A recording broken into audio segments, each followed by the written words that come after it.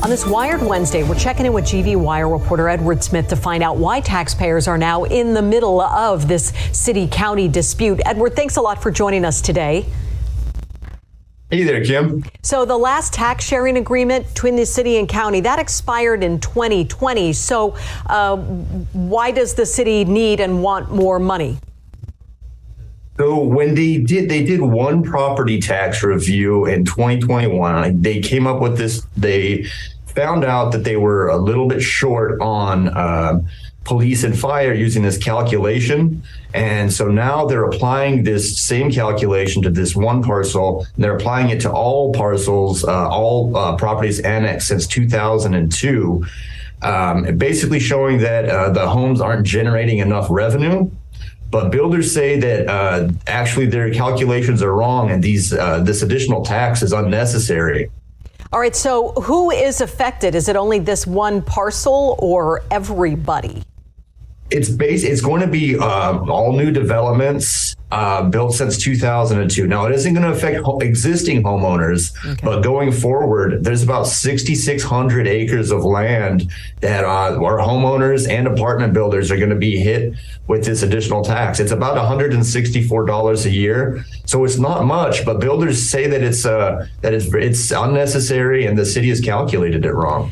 All right. And so you're saying that the builders are also disputing the city's numbers. What are they saying? Is it based on value of these this new construction? So what the city used to calculate home values was Zillow, and they just used the average price of all homes throughout Fresno, which comes out to be about $400,000 for each home. But builders say that the new homes that are built out are worth much more than say a house that's 10 years old. So when you use, a more specific assessment, the house comes out to be about $500,000, quite a bit more. They say 26% more, which actually exceeds what the revenue costs and that they'll need for police and fire services. Okay, so let's go back to the police and fire services then. I mean, this is certainly something important. We want to make sure that when we call, let's say 911, and we need help, we want it and get it quickly. Is that possibly something that hangs in the balance then? That's not something that we've seen so far. They say that the city says that there's a shortfall.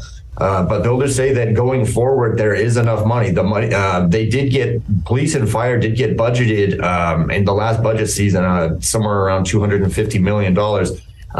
So it seems like there's enough money, but builders say that the property will make enough, that the property areas will generate enough revenue for them. And then I also saw that you interviewed Supervisor Magzig, who said that if you strictly look at the numbers, there's a disproportionate amount of services from the county. You can't just do a simple 50-50 split, right?